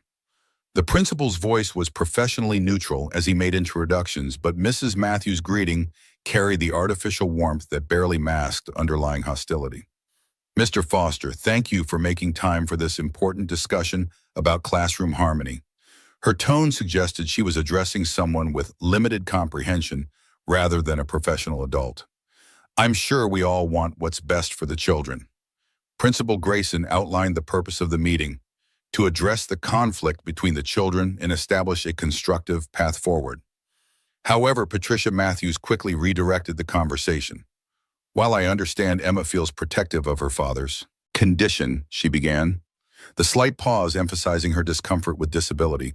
Her reactions to innocent questions create an uncomfortable classroom environment. Children are naturally curious about differences. Daniel maintained his professional demeanor despite the growing anger beneath it. "There's a significant distinction between curious questions and deliberate cruelty, Mrs. Matthews. Based on Ms. Martinez's account, your son's remarks cross that line decisively." Patricia's voice hardened. Children repeat things without understanding their impact. Tyler was simply expressing what many parents have discussed privately, that your situation creates unnecessary complications for the children and the school. The constant accommodations, Emma's unusual social development, the disruption to normal classroom dynamics. The mask had dropped completely, revealing the prejudice Daniel had suspected from the beginning. "By my situation, I assume you mean my visual impairment, and by accommodations, you're referring to basic accessibility considerations that any school is legally required to provide. Don't twist my words with legal technicalities. I'm speaking as a concerned parent representing others who feel the same way." Patricia lowered her voice conspiratorially. Several families have discussed whether Emma might benefit from a more specialized environment and environment, somewhere with resources better suited to families with your particular challenges. The suggestion that Emma should be removed from her school because of his disability ignited a fury Daniel rarely allowed himself to express. His voice remained controlled, but carried an edge that left no doubt about his resolve. Mrs. Matthews, let me be absolutely clear. My daughter will remain at this school receiving the excellent education she deserves. Any attempt to suggest otherwise could be construed as discrimination against a family member of a person with a disability, something federal law takes quite seriously. Are you threatening legal action? Patricia's indignation was palpable. I'm simply stating facts. Daniel's grip tightened on his cane. What concerns me more than your prejudice is its impact on your son, who's learning to treat others with cruelty rather than understanding. Principal Grayson attempted to regain control of the increasingly heated discussion. Our goal here is to find a constructive solution that supports both children. Ms. Martinez has suggested implementing a classroom unit on diversity and inclusion that would benefit everyone. That seems like an excellent approach, Daniel agreed. Children need to understand that differences in ability aren't deficiencies. They're simply variations in how people experience the world. Patricia Matthews scoffed audibly. This is exactly the problem. We're expected to rearrange the entire educational environment to accommodate one person's limitations. My son shouldn't have to attend sensitivity training because someone else chose to enroll their child in a mainstream school, despite obvious challenges. The door opened unexpectedly, and a familiar voice entered the conversation. I apologize for the interruption. I'm Morgan Chase, a family friend of the Fosters. Her confident tone immediately commanded attention. Emma invited me to her science fair presentation, and I wanted to coordinate with Mr. Foster about the timing. The strategic intervention was delivered with such conviction that even Daniel momentarily questioned his own memory of their plans. Principal Grayson seemed startled by the presence of a recognizable CEO in his modest office. Ms. Chase, we're currently in a parent-teacher conference. Perhaps you could wait outside. Of course, I didn't realize. Morgan made no move toward the door. Though since I'm here, may I ask what this meeting concerns? Emma mentioned some classroom challenges when we spoke last weekend. Patricia Matthews' entire demeanor transformed at the unexpected presence of wealth and influence. We're discussing some minor misunderstandings between the children. Nothing serious. Interesting, Emma described it as bullying based on her father's disability, with suggestions that they didn't belong in the school community. Morgan's precise recall of details Emma must have shared during their dinner conversation left no doubt about her command of the situation. I'm particularly interested in the educational approach being taken, given that Apex Technologies funds several initiatives promoting disability inclusion in educational settings. The implied connection between corporate funding and the school's handling of the situation wasn't subtle. Principal Grayson straightened in his chair. So, Chase, I assure you that Lincoln Elementary takes inclusion and anti-bullying policies very seriously. This meeting is part of our commitment to addressing concerns promptly and thoroughly. Morgan nodded with practiced corporate diplomacy. I'm glad to hear it. Educational institutions that demonstrate commitment to these values often make excellent partners for our community investment programs. The entire dynamic of the meeting shifted in that moment. Patricia Matthews, suddenly aware that her campaign against Daniel might have implications beyond the classroom, backpedaled visibly. I think there's been a misunderstanding. I'm simply concerned about all the children having a positive learning environment. A concern we all share, Morgan agreed smoothly, which is why educational settings that actively counter discriminatory attitudes rather than enabling them are so essential. The remainder of the meeting proceeded with remarkable efficiency, concluding with Patricia's strained apology for any misunderstanding and Principal Grayson's commitment to implementing additional classroom discussions about diversity and inclusion. As they exited the building, Daniel finally addressed Morgan's unexpected intervention.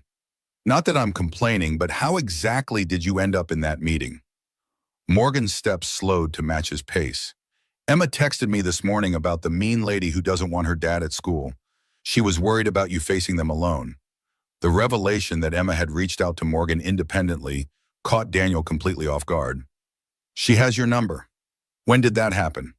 I gave her my card at dinner, told her she could contact me if she ever had questions about technology or business. Morgan's voice carried a hint of uncertainty for the first time since Daniel had met her. I should have mentioned it to you. Professional habit. Exchanging contact information during meetings.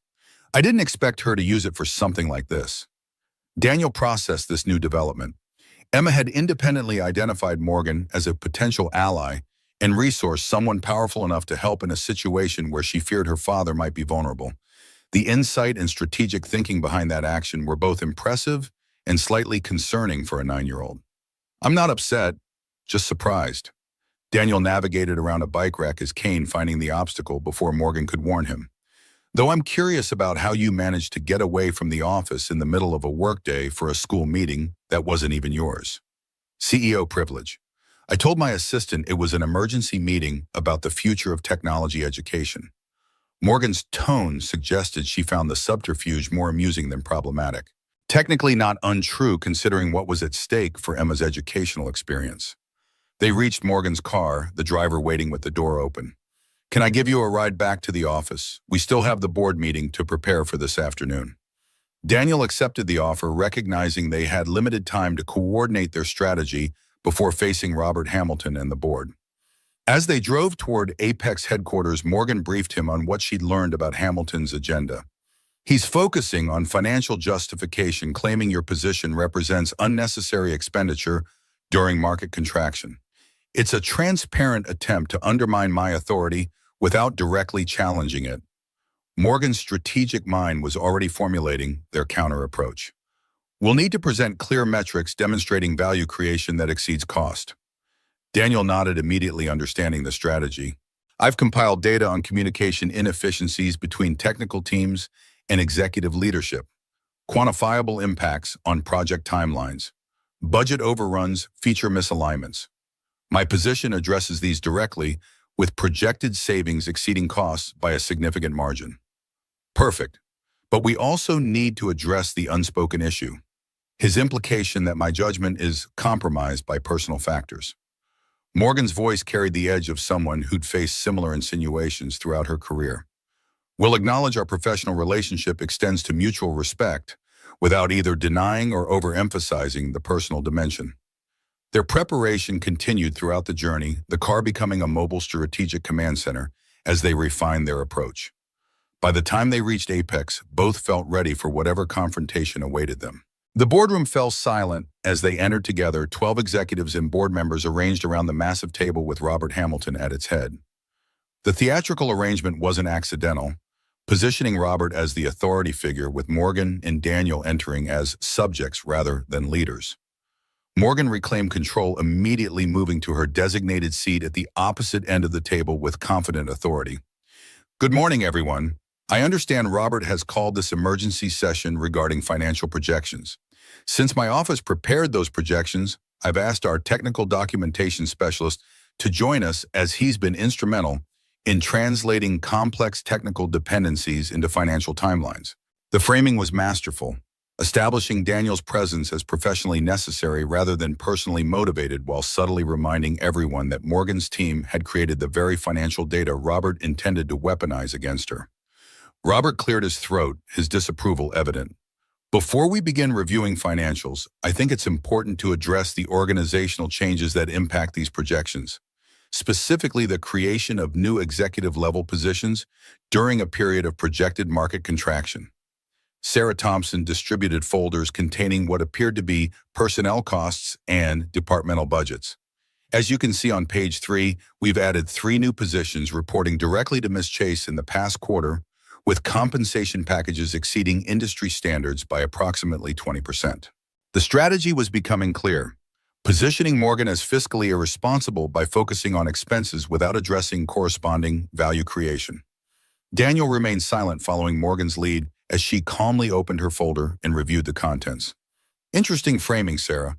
You've isolated personnel costs without including the efficiency metrics these positions have already generated. Morgan's voice remained professional but carried an edge of challenge. Perhaps we should provide the board with complete information before drawing conclusions about fiscal responsibility. She distributed her own folders containing the data they'd prepared earlier that morning. You'll find documented communication failures between technical teams and executive leadership over the past year with quantified financial impact. The technical documentation specialist position, filled by Mr. Foster, directly addresses these inefficiencies with projected annual savings exceeding the position's cost by a factor of 5. The board members began reviewing the competing data sets, the room filling with the subtle sounds of turning pages and thoughtful consideration. Robert's strategy had encountered its first obstacle, empirical evidence contradicting his narrative of fiscal irresponsibility. Hamilton shifted tactics smoothly, his voice taking on a tone of paternal concern. The financial justification is certainly compelling, Morgan, but there's another aspect of these organizational changes that warrants discussion: the importance of maintaining appropriate professional boundaries within corporate leadership. The insinuation was clear, though carefully phrased to avoid explicit accusation. Morgan met it with equal indirection. I completely agree, Robert. Professional boundaries are essential to effective leadership.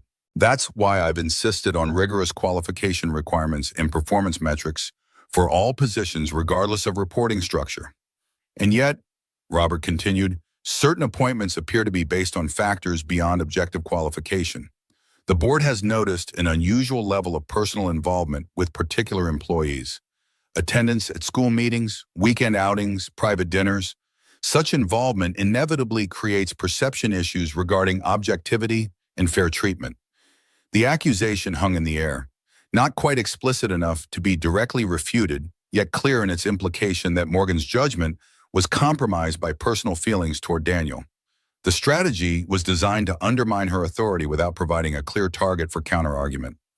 Daniel felt the weight of multiple gazes shift toward him, evaluating his presence not as a professional contributor, but as evidence of Morgan's supposed compromise. The moment required a response that neither denied the personal dimension nor allowed it to overshadow professional value. Before Morgan could respond, Daniel spoke for the first time since entering the room. If I may address the underlying concern directly. His calm voice drew attention immediately. The insinuation seems to be that Ms. Chase's judgment regarding my position is compromised by personal factors rather than business necessity. Robert's discomfort at the direct acknowledgement was evident in his shifting posture. We're simply noting that unusual personal involvement might create the appearance of favoritism regardless of intent. An understandable concern. Daniel's tone remained professional despite the personal attack disguised as corporate protocol, which is why I'd like to address it explicitly rather than allowing it to remain an unspoken subtext to this discussion. The directness caught several board members by surprise, their attention fully engaged as Daniel continued. Ms. Chase and I have indeed developed a productive professional relationship that extends to mutual respect on a personal level. This isn't unusual in effective business partnerships. Trust and understanding enhance communication rather than compromising it. He opened his tablet, activating the screen reader function that allowed him to access his prepared data.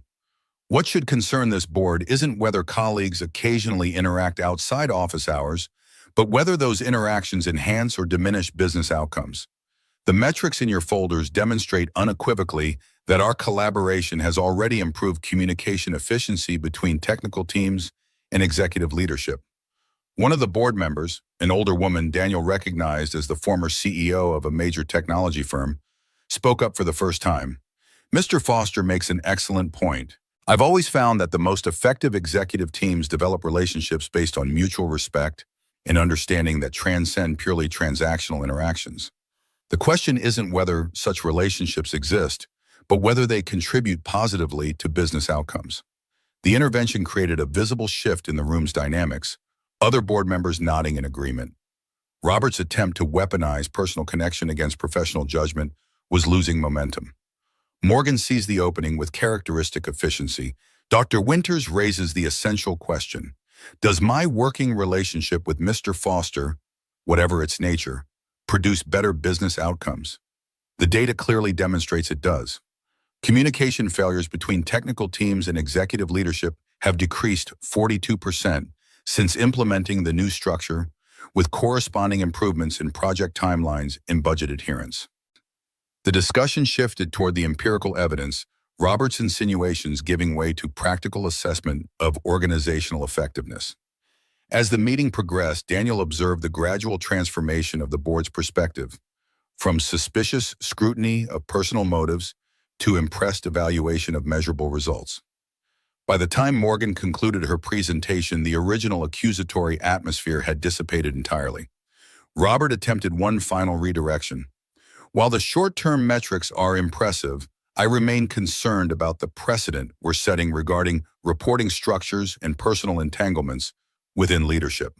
Dr. Winters responded before Morgan could, her experienced voice carrying the weight of decades in corporate governance. Robert, I've served on boards for 30 years, and I've seen far more damage done by rigid hierarchical structures that prevent effective communication than by leaders who develop genuine working relationships across organizational levels.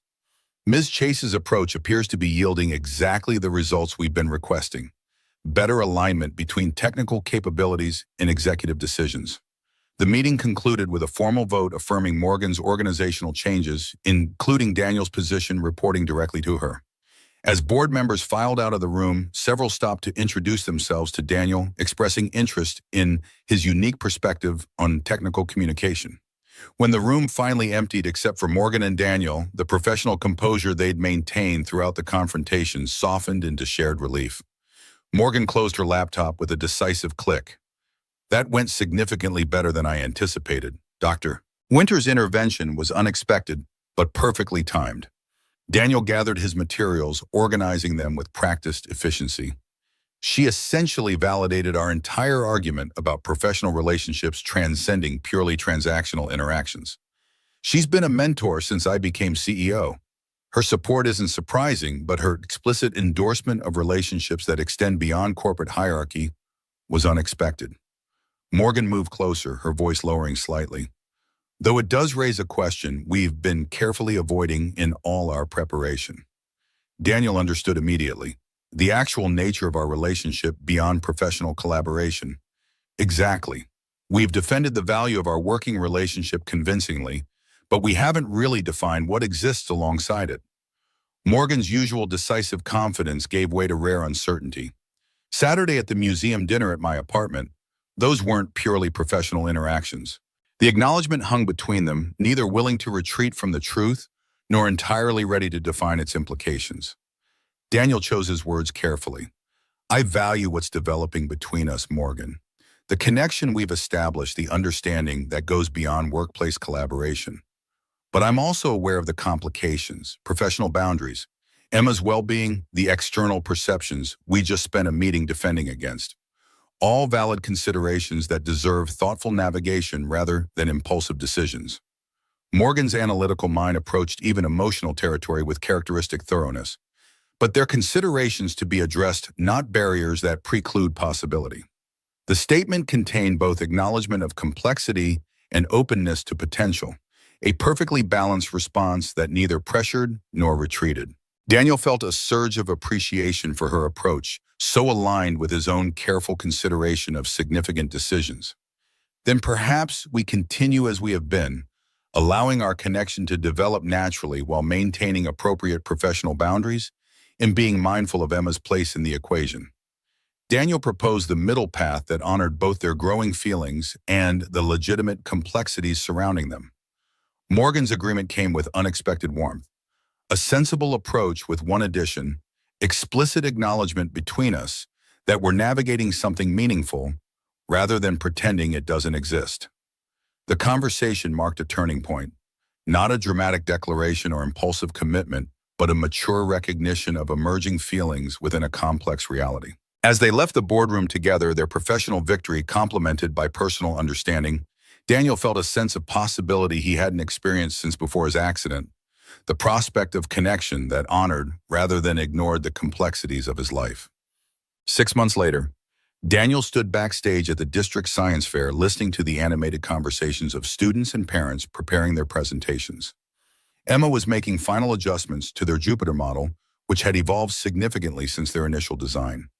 The textured surface now incorporated additional features based on recent NASA data, and Emma had added a recorded narration that explained the model's dual visual and tactile elements. "Are you nervous, Daddy?" Emma's voice contained the excited tension of a child about to perform on stage. A little, Daniel admitted, adjusting his tie. Public speaking isn't my favorite activity. But you're amazing at explaining things. Remember at the museum when everyone gathered around to hear you talk about screen readers? Emma's confidence in him never wavered. Besides, Morgan said she'd be sitting in the front row, so you can just pretend you're talking to her. Daniel smiled at the mention of Morgan, who had become an increasingly important presence in their lives over the past months. Their relationship had evolved gradually, carefully, with thoughtful consideration of both professional boundaries and Emma's well-being.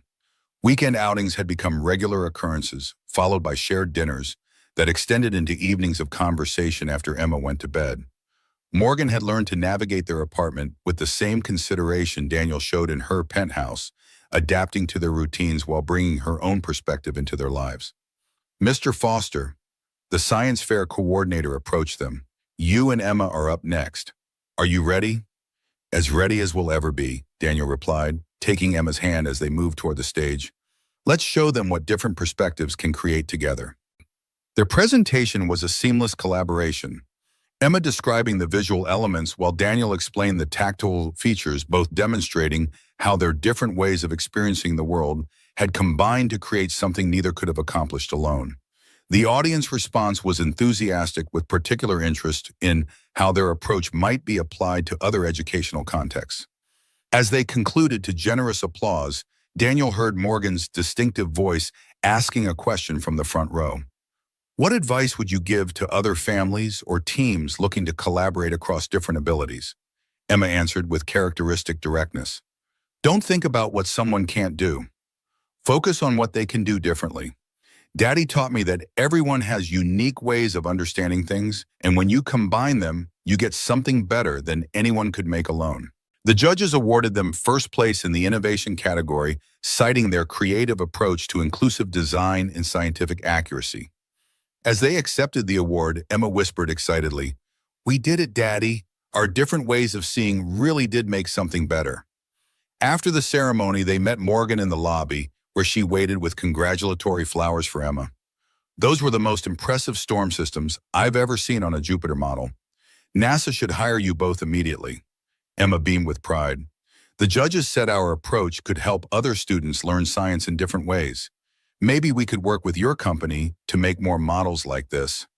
That's actually an excellent idea, Morgan replied thoughtfully. Apex has been looking for educational outreach projects. This could be the perfect pilot program. As they walked toward the parking lot, Emma skipping ahead with her award certificate and flowers, Morgan slipped her hand into Daniel's with the comfortable familiarity that had developed between them. She was magnificent up there. You both were. She makes it easy, Daniel replied. Her confidence never wavers even when she's standing in front of hundreds of people. Like her father, Morgan's voice carried the warmth of personal knowledge. You've built something extraordinary together, and now you're sharing it with others. That's a rare gift. Speaking of gifts, Daniel said, his voice softening. Emma's birthday is next month. She's been hinting rather obviously that she'd like you to be part of our traditional celebration dinner. I'd be honored, Morgan squeezed his hand gently. Though I should warn you, I've already ordered a telescope that's probably inappropriate for a 10-year-old. Daniel laughed. Perfect. She'll be tracking Jupiter's moons by summer. As they reached Morgan's car, Emma already chattering with the driver about their award, Daniel felt a moment of profound gratitude for the unexpected path his life had taken. What had begun as a tense boardroom confrontation had evolved into something neither he nor Morgan could have anticipated, a connection that recognized and valued their differences rather than seeking to minimize them. Emma turned towards them, her voice carrying across the parking lot. Are we still getting celebration ice cream? Morgan promised we could try all the flavors and make a scientific ranking system. Absolutely, Morgan called back. A proper scientific investigation requires thorough data collection. Daniel smiled, hearing the joy in both their voices. You realize you've created a monster with these scientific dessert investigations, right? The best kind of monster, Morgan replied, her tone conveying more than the casual words. The kind that sees the world differently and makes it better for everyone else in the process. As they joined Emma at the car, the three of them forming what had become a familiar unit, Daniel reflected on how profoundly his understanding of vision had changed.